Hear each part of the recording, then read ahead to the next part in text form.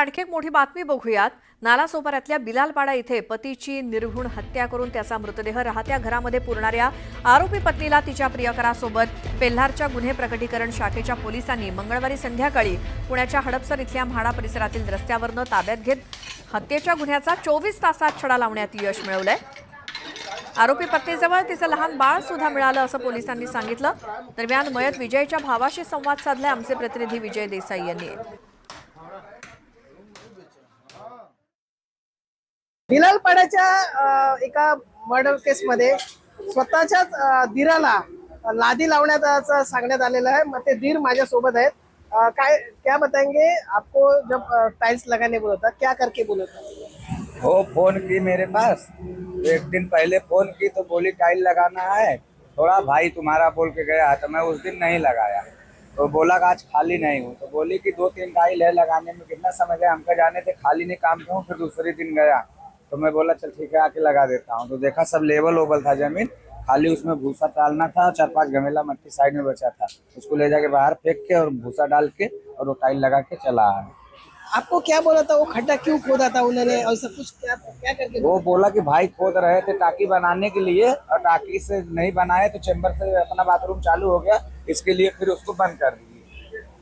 तो आपको बाद में आपको कैसे पता चला कि ये ऐसा हुआ है? ऐसा हुआ, मेरा भाई मेरे को बोला कि भैया जो टाकी जो टाइल लगाए हो कितनी दूर में लगाए, तो मैं बोला 3 लाइन है उसमें 3 टाइल्स लगाया हूँ। तो बोला कि वो टाइल उघाड़ के देखना पड़ेगा क्योंकि पता नहीं लग रहा है, और कोई बता रहा है तो जो दुकान वाला था वो बता रहे थे सरफू भाई बोले कि वो बैरारी हेर रही थी एक, वो ले जाके गड्ढा करवाने के लिए। तो समझ गए कि अब सरफू भाई इसको बोले कि जाके तुम चेक करो उधर पहले अपने घर में।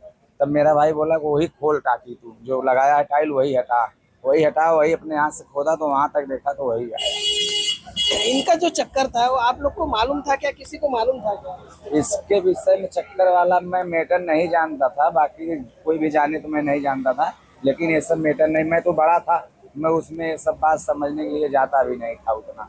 कभी काल जाता था तो जाता था, नहीं तो उधर में ज्यादा नहीं जाता। आपका और आपके भाई का बड़े जो ऑफ हो गए उनका कभी बात हुआ था उसके पहले करना? नहीं, 20 दिन 25 दिन से बात ही नहीं हुआ था, तो आज 21-22 दिन हो 23 दिन हो गया, उससे बात ही नहीं हुआ। जब उससे पूछता था तो बोलती थी कि गए हैं ठिकान पे काम लंबा, और आते हैं 5 बजे भोर में चले जाते हैं, शाम को 11 साढ़े 11 बजे रात को आते हैं। जब मेरा भाई मर गया तो मतलब क्या है, किसी को रहने से कुछ फायदा है मेरा? नहीं, तो उसमें वही हो कि जैसा हो गया वैसा वो भी चले जाए। या ठिकाणी या गुन्हेगारांना फाशीची शिक्षा द्या। आता बातमी आहे रायगडच्या पेण शहरातील 2 बड्या सावकारांवरती स्थानिक गुन्हे अन्वेषण विभाग आणि सहाय्यक निबंधक विभागाकडून कारवाई करण्यात आली आहे। सावकार सुरेश उर्फ सूर्यकांत पाटील आणि त्यांचा मुलगा भरत पाटील या दोघां जणांवरती पेण पोलीस ठाण्यात गुन्हा दाखल झालाय। सावकारकीच्या व्यवसायातून काही नागरिकांना आवाच्या सवा व्याजदरात रक्कम देऊन त्यांच्याकडून परतफेड करताना त्यांची पिळवणूक करण्याच्या तक्रारी समोर आल्यानंतर पोलीस आणि सावकारी सहाय्यक निबंधक विभागाकडून ही संयुक्तपणे कारवाई करण्यात आली आहे। या कारवाईत विविध बँकांच्या रकमेचे आणि कोरे चेक, मालमत्तांचे करारनामे, वचन, चिठ्ठ्या, स्टॅम्प पेपर, साठे करार, पासबुक, मालमत्तेचं खरेदी खत, गाव नकाशा, सावकारी पावती बुक, सावकारी प्रॉमिसरी नोटबुक, कर्जाची खतावणी बुक असा दस्तऐवज सापडलेला आहे। रायगडमध्ये 2 सावकारांवरती कारवाई करण्यात आली आहे। अनेकांची पिळवणूक त्यांनी केली असा आरोप आहे। आमचे प्रतिनिधी मोहन जाधव आपल्या सोबत आहेत, त्यांच्याकडून माहिती घेऊयात। मोहन, काय माहिती? रायगड जिल्ह्यात पेण येथे सावकार सुरेश पाटील हे व्याजाने पैसे देत होते। त्यांच्याकडे लायसन असतानाही 10 ते 15% व्याजाने पैसे देत होते। अनेक कुटुंब त्या व्याजाने उद्ध्वस्त झालेले आहेत। व्याजाने ठिकाणी म्हणजे पेण, पनवेल, अलिबाग या ठिकाणी पण व्याजाने पैसे दिले होते। अनेक जे लोक आहेत मरणाच्या ठिकाणी गेले होते, पूर्ण कुटुंब उद्ध्वस्त झालेले।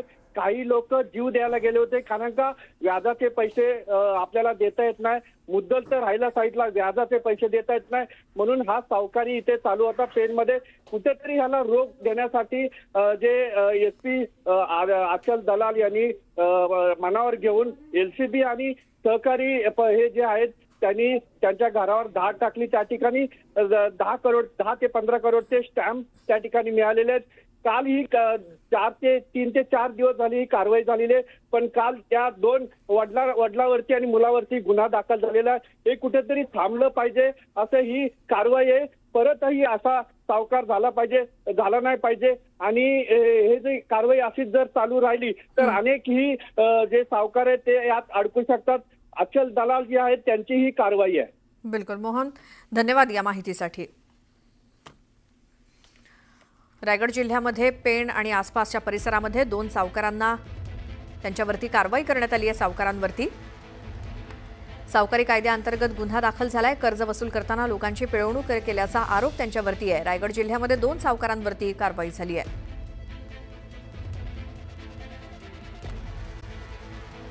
आणखी एक मोठी बातमी, नाशिकच्या साल्हेर किल्ल्यावरती परराज्यातील पर्यटकांनी धिंगाणा घातला. स्थानिक शिवभक्तांनी धिंगाणा घालणाऱ्या पर्यटकांना समज दिली.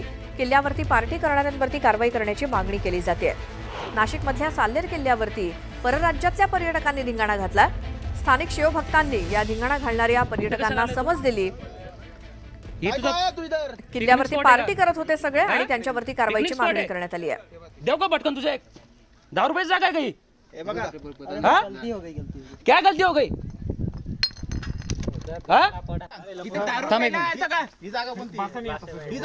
हिंदी में बोल दूसरा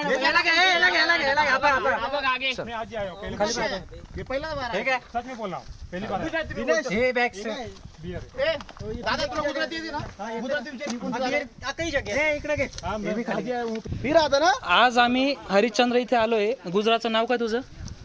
नाव बोल. अजय. ते थूक तोंडातलं. इथं कशाला आलोय तू? ही तुझा तू इधर पिकनिक स्पॉट आहे का? हा, पिकनिक स्पॉट आहे. देव का भटकन तुझे 10 रुपये जागा है कहीं? हाँ? क्या गलती हो गई? थांब एक मिनिट. ही जागा कोणती? ही जागा हिंदी में बोल दूसरा पहिला बार है. सच में बोल रहा हूँ, पहली बार दादा तुला गुजराती येते ना?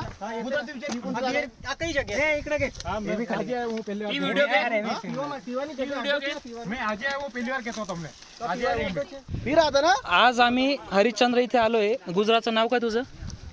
नाव बोल. अजय.